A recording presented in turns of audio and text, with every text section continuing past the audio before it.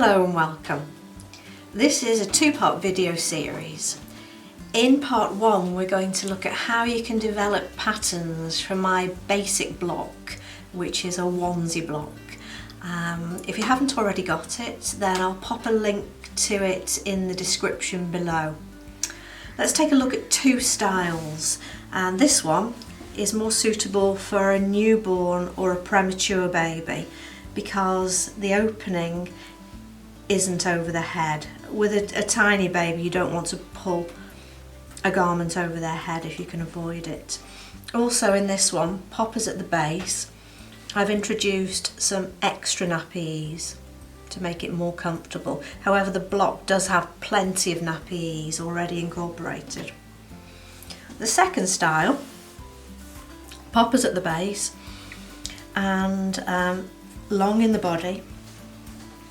Just a point to note that with baby garments it's really important to make sure that the arms will lift above the head easily, that the baby can lift its arms up, because most babies sleep with their arms above their heads.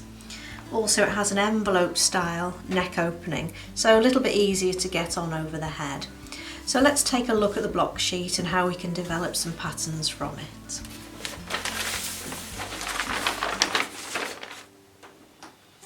Just some points to note quickly about block sheets. My block sheets in the past have always been available as physical copies, but now I'm moving forward and offering them also as PDF instant downloads through my website. So if you head over to my website, you'll be able to download the block either as a full scale sheet, so that would be either A0 or A1, or as an A4 in some block sheet versions, and then you can print it at home or take it to the copy shop and compile it. As I've done with mine, I've printed mine off as A4 and compiled at home. Also, another point to note is that it's good practice to trace off the size you need and make a more durable copy in card or in manila drafting paper, and never cut up your block sheet.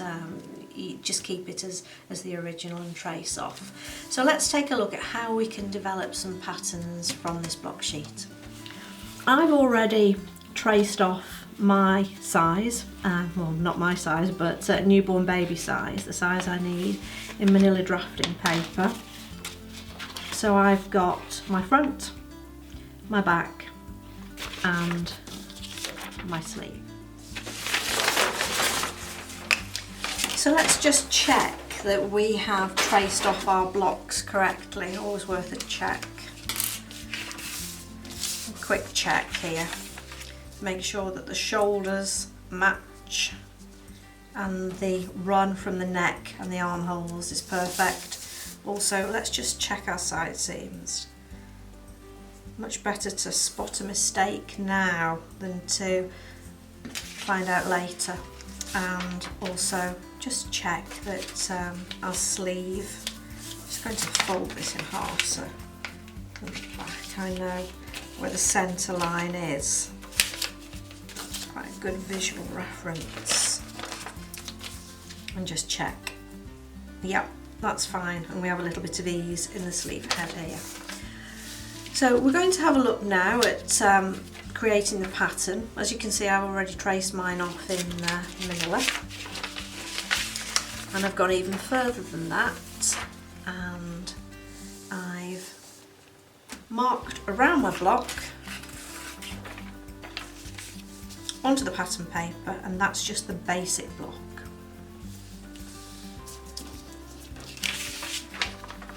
I've created a style line here, and this is for the envelope opening. And I've traced that off. So that is a copy of there. And what I'm going to do is I'm just going to flip that over and I'm going to stick it to the shoulder. Now we might have a tiny little bump here, so what you want to do is you just want to smooth that off and make sure you've got a nice smooth run coming through here. So no nasty bumps. I'm also going to raise the leg by 1 centimetre.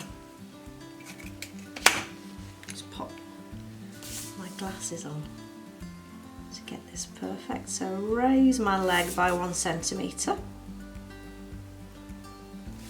And I'm just going to, this block is drafted to body measurements, and it's designed for a stretch fabric. I'm going to use a soft jersey. I just want to pop a little bit of extra ease in there. So I'm going to add an extra 1/2 centimetre onto the side seam. And now I just need to reshape this side seam here, coming down from here and then just curving round back down. I'm not going to add any extra at the bottom because there's quite a lot of nappy ease in this block, and you might find that you even have to take a little bit out, but better to have more than not enough.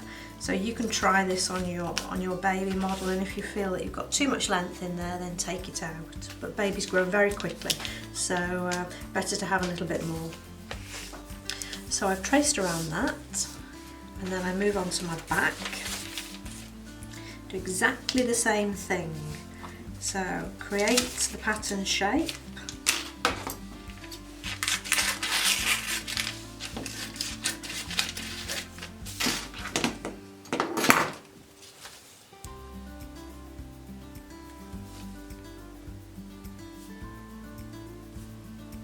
Don't forget, you'll be using a pencil. 2H, very sharp pencil. I'm using a red pen so that you can see what I'm doing. And I'm not being as accurate as I would be if I was producing this for a client, because I'm going as fast as I can. So overlap there, just flip that back and tape it down. So you have your back envelope opening there. And you should find that the back is very smooth. You don't have to do much there.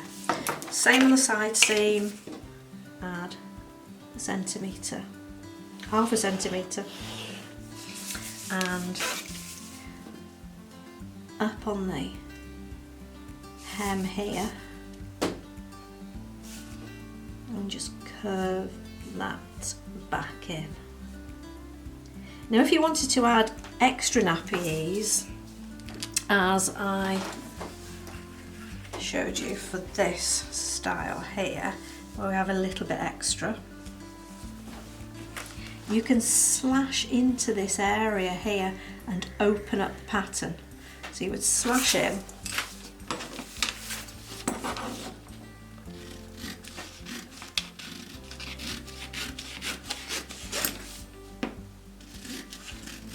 and this is just on the back,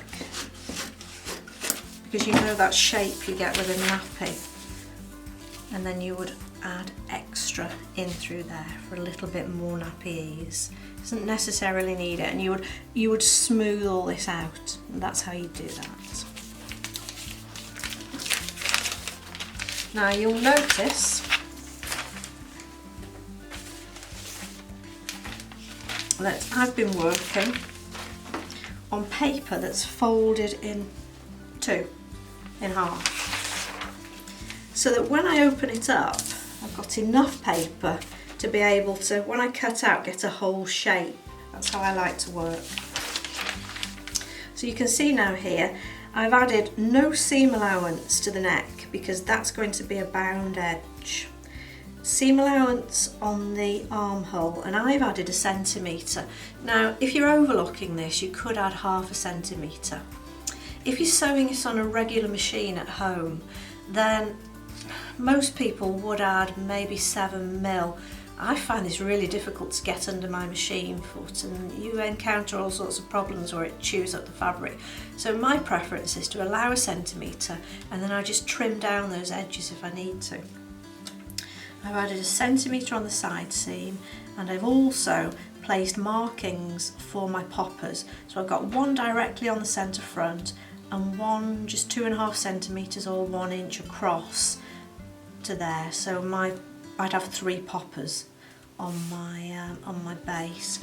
So let me just show you cutting this out. So when I cut this out now, and my lines are here just to show you that the black is my original block, the red lines here are my style lines, so my changes, and then where I've dotted in purple, that's my seam allowance.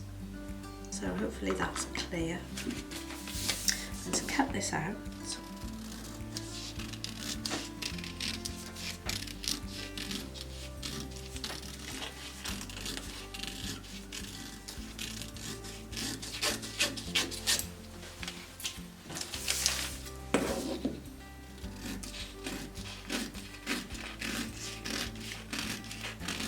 also just to mention that you can see I'm cutting past the notches here. I've marked notches on. We'll have a look at those in a little bit more detail when we look at the sleeve.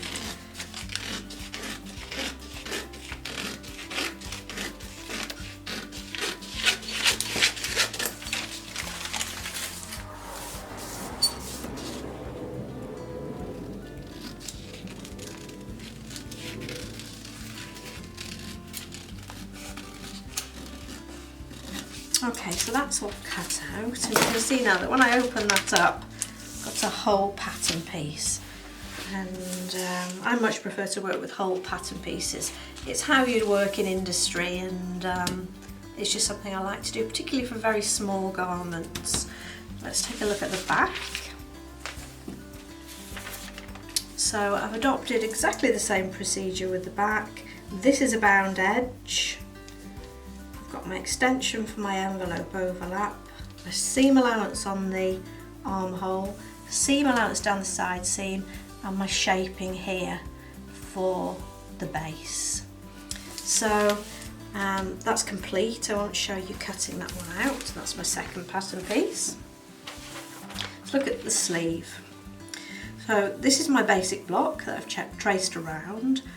I've measured here. Actually, we need to measure from the underarm to the first notch, and I've checked that my sleeve head does measure correctly, and it does. I've added on a little bit either side. If you draw a line at the underarm level here, then any adjustments you need to make can just be adjusted along this line if you just need to make your sleeves slightly bigger because we've added on a little bit at the side seam. Then it would be done like this and just taken back in, and I would check that my measurement from there to there is equal to my measurement from there to there, and I have a notch and a notch. I also have a notch here where my overlap comes, and I have a notch here at my shoulder, and exactly the same for the back. I have a notch, a double notch, that's the indication that it's a back piece, double notch here which matches the quantity of fabric here, and double notch, and then the measurement here may be equal to, or the measurement on the sleeve head may be slightly more here if you want to ease a little bit in. Not necessary, but if you want to, you can. I've added my seam allowance here. I'm just going to add my centimetre.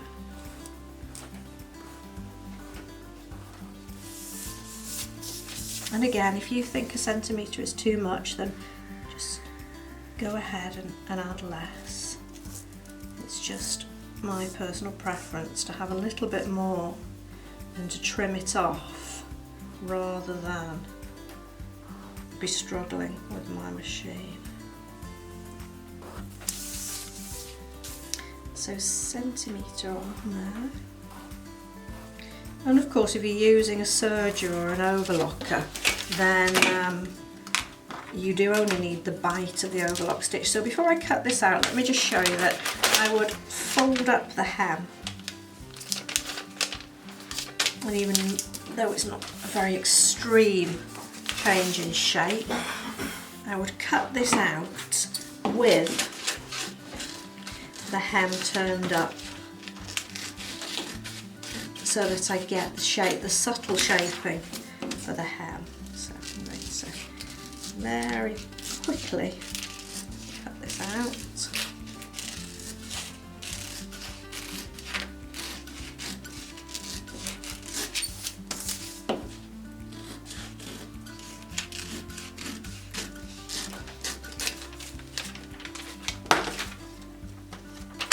And now you can just see there's hardly anything, there's a tiny little bit of gentle shaping, but I know now that my hem line turns up, and I've got a 2 centimetre hem on here that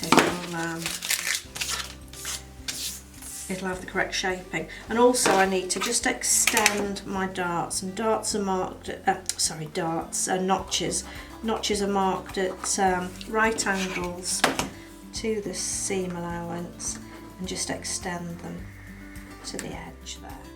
So here I have my completed pattern pieces. I've gone ahead and cut the back out. So I have my front,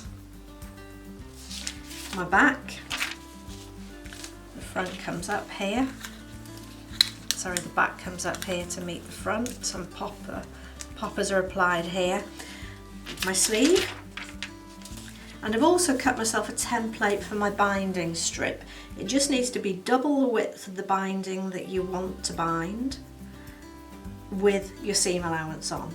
And I'll just use this to cut a long strip to apply the binding. You may already have purchased binding, or you may be wanting to create facings. I'm going to use a binding strip. Just use this template to cut out.